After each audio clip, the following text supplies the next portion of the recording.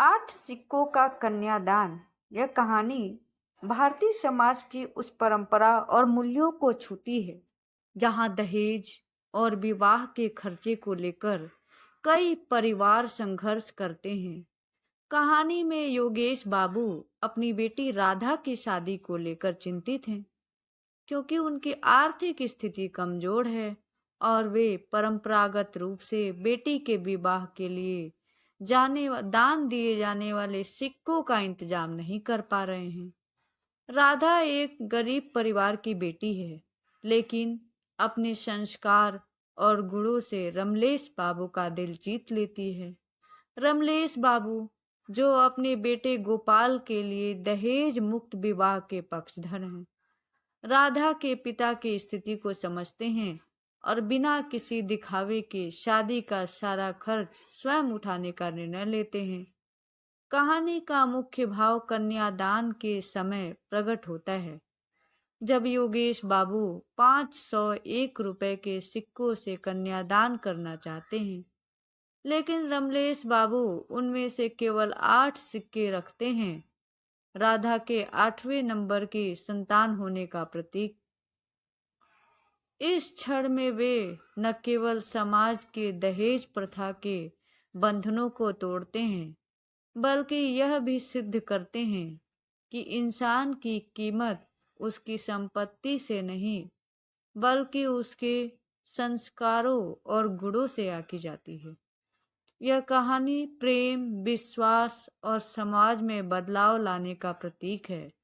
यह दर्शाती है कि किसी भी परिवार के लिए सबसे बड़ा खजाना उसकी बहू के रूप में संस्कारी बेटी होती है, न कि धन, दौलत या उपहार।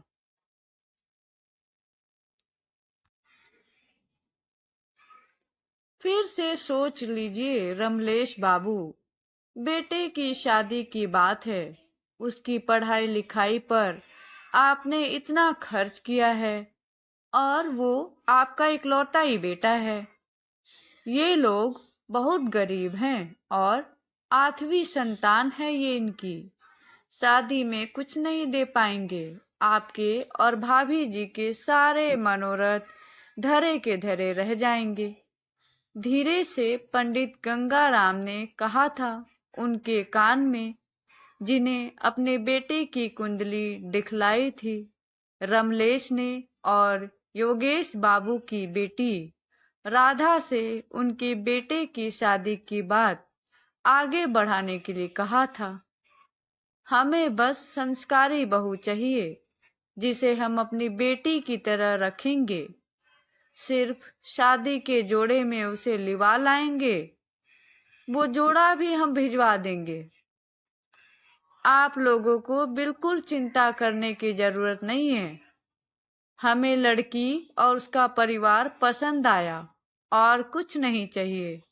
हमारा बेटा अच्छा खासा कमाता है और फिर मेरा वेतन भी अच्छा है। मैं दहेज मुक्त विवाह ही करूंगा अपने बेटे का। मुझे सिर्फ योगेश बाबू आपकी लड़की चाहिए। यह हमारी खुशकिस्मती है जो आपसे हमारा रिश्ता जुड़ेगा। पर आप तो हमें शर्मिंदा कर रहे हैं। अपनी बेटी की शादी का जोड़ा तो हम बनवा ही सकते हैं, बस कन्यादान के लिए सोने के सिक्के का इंतजाम करना मुश्किल होगा। कोई जरूरत नहीं है आपको सोना दान करने की। आपकी बेटी ही सोना है। आप बस उसका हाथ मेरे बेटे के हाथ में दे दीजिए। योगेश बाबू अपनी बेटी राधा का रिश्ता रमलेश के बेटे गोपाल से तय करके अपनी बेटी की किस्मत पर नाज कर रहे थे। मेरी बेटी बहुत ही किस्मत वाली है जो खुद चलकर इतना अच्छा रिश्ता उसके लिए आया। उन्हें अपनी बेटी के विवाह की चिंता सता रही थी। अपनी 7 बेटियों के विवाह में अपनी सारी जमीन और पत्नी के गहने बेच चुके थे। अब उनके पास ऐसा कुछ नहीं था जिसे बेचते। घर भी गिरवी पर था। क्या सोच रहे हैं जी? बेटी की शादी का खर्च हम कैसे उठाएंगे? बेटी का कन्यादान कैसे करेंगे? मेरे पास तो अब एक भी सोने चांदी का गहना बचा ही नहीं। घर आकर जब योगेश ने अपनी पत्नी को बताया तो उन्हें अपनी परंपरा के अनुसार बेटी के विवाह में सोने से कन्यादान की चिंता सताने लगी। अपने गले में काले मोती की माला को निहारने लगी थी वो। अपने इस मोतियों की माला में लगा सोने का वो लॉकेट भी तो उसने पिछले वर्ष ही अपनी 7वीं बेटी की शादी में दे दिया था। राधा की माँ, वो लोग ही सारा खर्चा उठाने को तैयार हैं। बस लाल जोड़े का इंतजाम करना होगा। बहुत बड़ा घर है शहर में उनका, बड़े लोग हैं। रमलेश बाबू, उनका दिल भी उतना ही बड़ा है। घमंड तो छूकर नहीं गया। वो तो शादी का जोड़ा भी राधा के लिए खरीदने को तैयार हैं, जिसे पहनकर वो शादी के मंडप पर बैठे। पर मैंने ही मना कर दिया, इतना तो हमें करना ही पड़ेगा। हाँ, मैं खुद उसके लिए साड़ी तैयार करूंगी। कुछ पैसे जोड़ रखे हैं, उससे आज ही लाल साड़ी गोटे किनारी ले आऊंगी। पर गिन्नी कहाँ से लाएंगे? सोना खरीदने की हमारी औकात अब कहाँ है? तुम वो सब चिंता छोड़ो, बस शादी की तैयारी शुरू कर।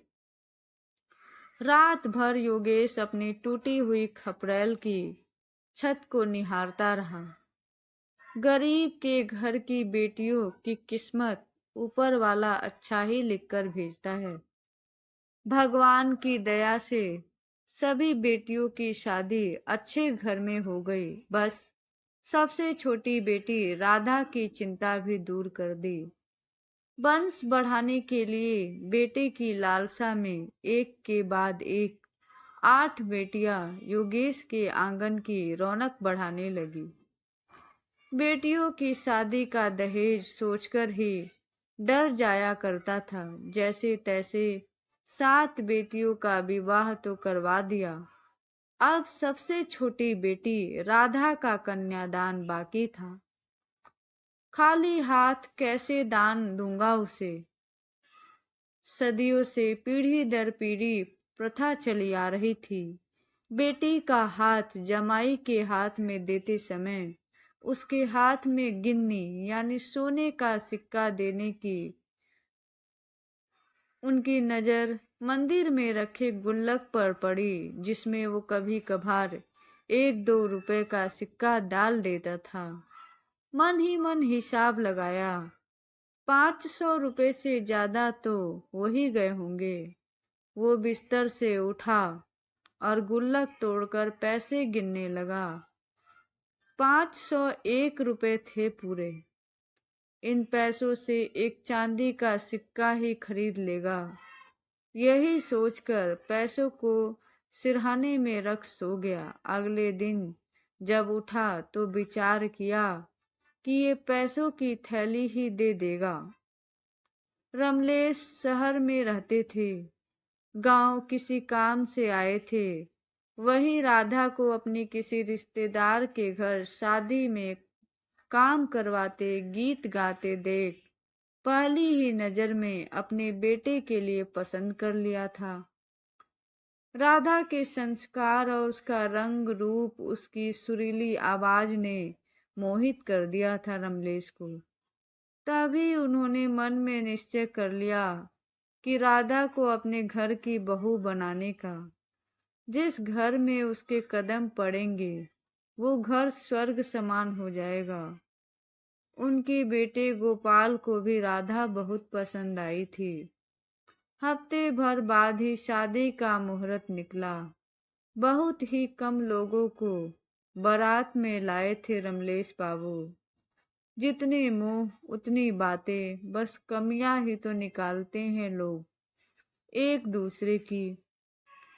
कोई कहता, गांव की लड़की ही पसंद आई रमलेश बाबू आपको। अपने बेटे के लिए। एक पैसा इनके पास नहीं है शादी में खर्च करने के लिए, और आपके बेटों के लिए तो शहर में भी एक से बढ़कर एक रिश्ता आएगा। कहें गांव देहात की लड़की को अपने घर की बहू बना रहे हैं, तो कोई कहता समाज सेवा का ठेका लेके बैठे हैं। रमलेश बाबू एक कान से सुनते उनकी बातें और बिना किसी प्रतिक्रिया के उनकी किसी बात पर ध्यान नहीं देते। शादी का पूरा खर्च उन्होंने ही उठाया। जब कन्यादान का समय आया तो योगेश बाबू ने वो 501 सिक्के से कन्यादान करना चाहा, तो रमलेश जी ने उनमें से सिर्फ 8 सिक्के ही रखे। आपकी 8वीं संतान मेरे घर की पहली बहू है। हमें सिर्फ आपकी बेटी चाहिए। आप बाकी सिक्कों को रख लीजिए, लोग क्या कहेंगे। सोने के सिक्के का इंतजाम तो नहीं कर पाया, पर ये 501 तो रख लीजिए। अपनी पगड़ी उतारते हुए योगेश जी बोले। बड़े प्यार से रमलेश ने उनके सिर पर पगड़ी पहनाई और उन 8 सिक्कों को अपने माथे से लगा लिया। कहने दीजिए लोगों को, मुझे फर्क नहीं पड़ता।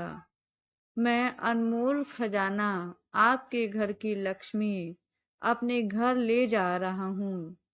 खुशी के आंसू लुढ़क आए योगेश की आंखों में। बेटी का कन्यादान संपन्न हुआ।